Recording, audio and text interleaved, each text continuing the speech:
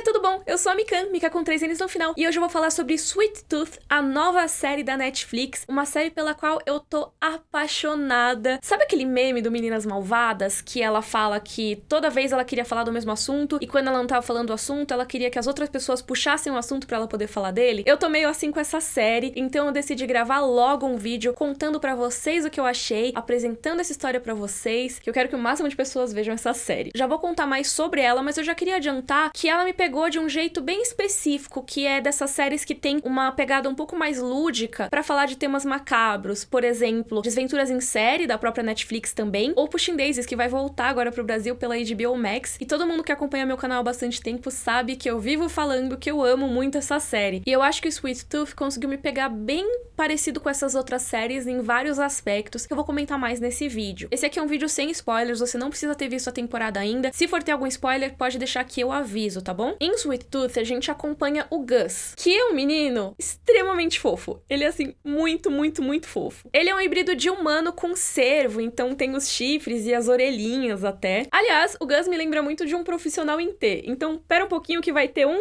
Momento Alura. Sim, porque esse é um vídeo patrocinado pela Alura, a maior plataforma de cursos online do Brasil. E eu achei que tinha tudo a ver trazer o Momento Alura pra cá, porque a Alura sempre traz esse conceito do profissional em T, que é aquele que é especialista em uma habilidade específica, mas que também tem conhecimento geral em várias outras áreas do seu campo de atuação. E eu acho que o Gus é muito isso. Ele é um híbrido de humano com cervo, então ele é um humano e ele é muito bom nisso, ele é muito sensível, né? Ele tem aquela sensibilidade humana extrema, mas ele também tem algumas habilidades de cervo. Por exemplo, o olfato e a audição dele são muito melhores que as dos outros humanos. Então ele consegue ter uma gama de habilidades aí muito maior do que uma pessoa comum. Acho que isso talvez seja o mais próximo que tem de um profissional em T no mundo das séries. Mas na vida real, se você quiser se transformar num profissional com essas habilidades híbridas, você pode conhecer mais os cursos da Alura. Lá tem mais de 1.200 cursos em várias áreas e aí você pode diversificar a sua formação. Por exemplo, se você trabalha com marketing digital, na Alura você pode se aprofundar nessa área, porque tem vários cursos como Google Ads, métricas, branded content, mas lá também tem cursos de inovação, de gestão e até de programação, que podem te ajudar a expandir os seus horizontes e o seu currículo. E a Alura tem uma promoção exclusiva que dá R$100 de desconto só para os inscritos aqui do canal. Se você quiser conhecer, é só ir em alura.com.br/promoção/mikan ou clicar no link que tem aqui na descrição. Então agora eu vou encerrar o Momento Alura para falar de Sweet Tooth.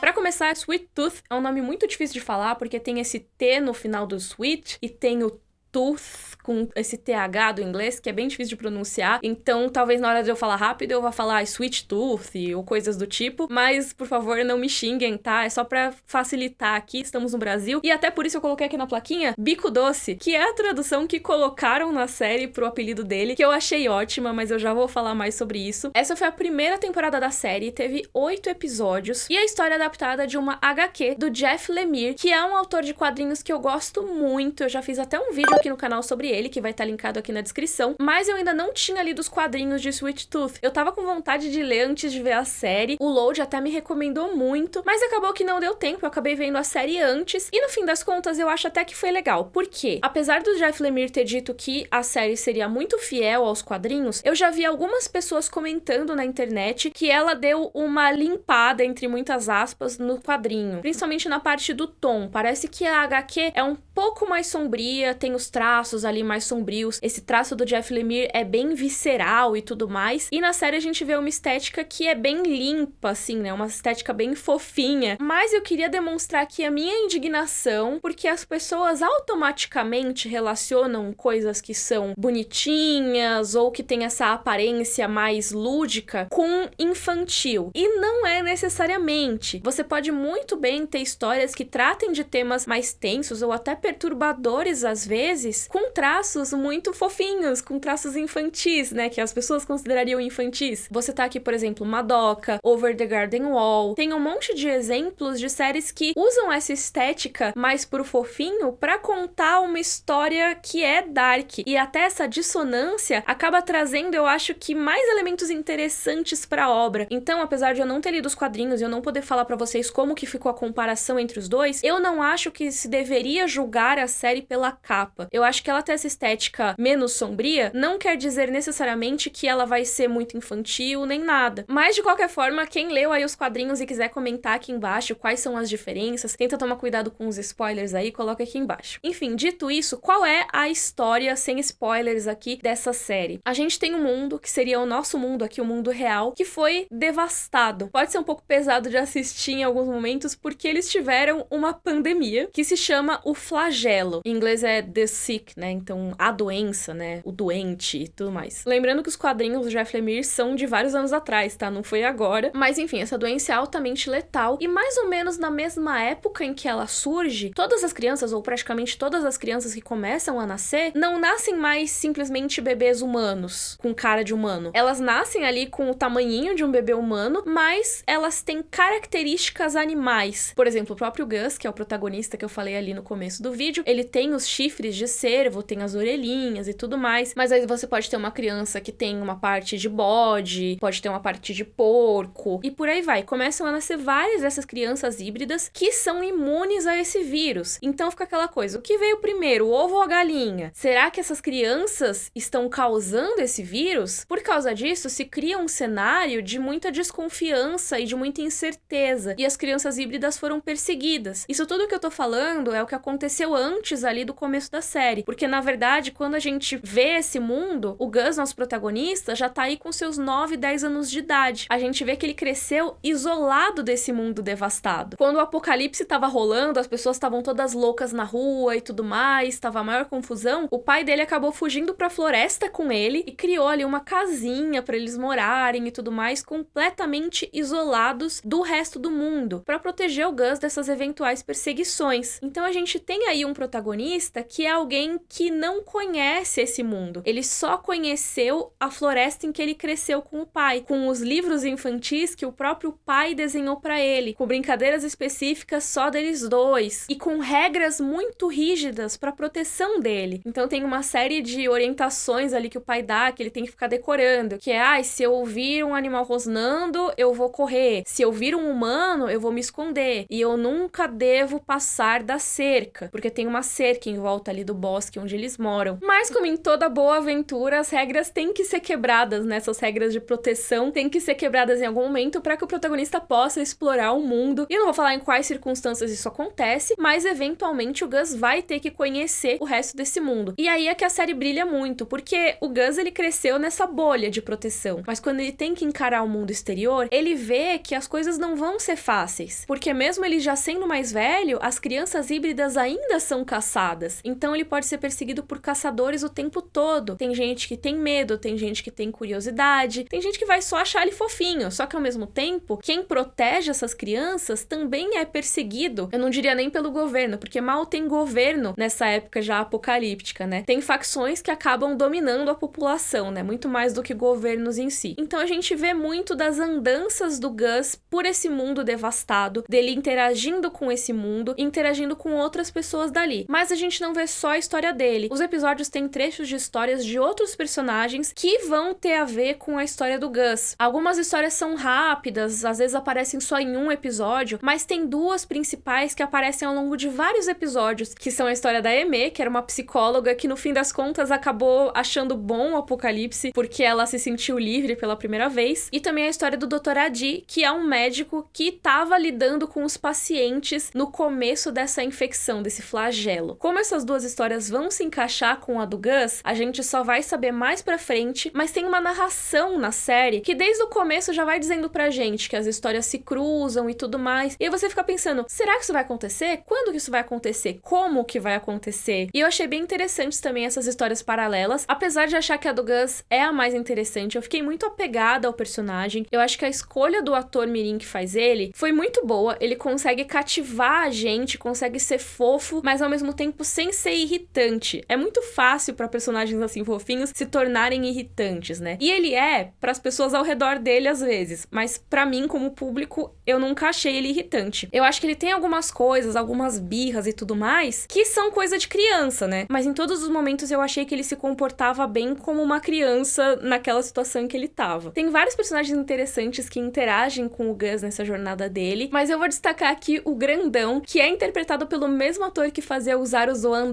Araxos de Game of Thrones. E ele é um personagem que ele pega bem aquela vibe do sobrevivente, que é durão e tudo mais, mas acaba tendo um lado mais afetuoso que ele fecha, né? Ele não deixa os outros chegarem perto e tal, e as pessoas têm que ganhar a confiança dele. Eu curti muito esse personagem, eu me afeiçoei, na verdade, acho que a todos os personagens dessa série. E é o grandão que dá o apelido do nosso personagem, né? Que dá o nome pra série. Sweet Tooth, né? Bico doce, porque ele gosta muito de açúcar. Então, qualquer coisa doce que ele veja pela frente, ele vai tentar comer e vai tentar comer muito. Eu acho muito fofo esse apelido e eu gostei muito que na legenda em português ficou Bico Doce, porque é muito maravilhoso. Ô, Bico Doce, vem cá. E como eu falei, tem essa narração nos episódios. É uma narração que é bem uma vibe contos de fada mesmo. Parece que tem alguém narrando aquilo pra você, falando, olha, mas às vezes a gente acaba se sentindo de tal forma. Às vezes, uma coisa que a gente acha que não é importante vai ficar importante. Às vezes, o que deveria nos unir nos separa. Às vezes, o que devia nos separar nos une. Sempre tem uma coisa meio moral da história que dá esse ar de fábula à série toda. E como eu falei antes, isso fica bem dissonante com algumas das coisas que a gente vê na trama. Porque ela não é, nem de longe, uma fábula pra crianças. Até alguém me perguntou no Twitter se podia ver a série com um filho de 5 anos. E eu fiquei, olha, assim, esteticamente até dá, mas os temas que vão aparecer são bem pesados. Ainda mais nesse momento pandêmico que a gente tá, você falar de uma série que teve um apocalipse por causa de uma pandemia. Você tem momentos ali de contágio que os personagens têm que usar máscara. Mas não é só isso, eu acho que tem vários dilemas éticos, várias implicações de coisas gráficas que acontecem na série, que eu não acho que são a melhor coisa, assim, pra crianças assistirem. Eu acho que o público-alvo é pra ser um pouco mais velho mesmo. Então eu diria que é uma coisa mais pra, assim, crianças um pouco mais velhas, adolescentes e adultos. Que nem é, por exemplo, Desventuras em Série. Eu acho que Desventuras em Série tem alguns paralelos bem legais com o Sweet Tooth, porque como eu falei lá no começo do vídeo, é uma série que é bem lúdica, ela vai ter umas coisas de comédia e tudo mais, vai ter coisas fofinhas, por exemplo, tem a bebê lá dos Desventuras em Série, as legendas e tal dela, mas ao mesmo tempo acontecem umas coisas ali que são bem macabras. Então eu acho que se você gostou de uma, talvez você goste de outra, e se você não gostou de uma, talvez você também não goste da outra. Eu acho que essa temporada da série funcionou muito bem em geral, tem cenários lindos, tem aqueles momentos meio idílicos assim, você olha, fica feliz, mas ao mesmo tempo eu senti ameaças reais pros personagens, o que é muito legal. Tem série que você fica,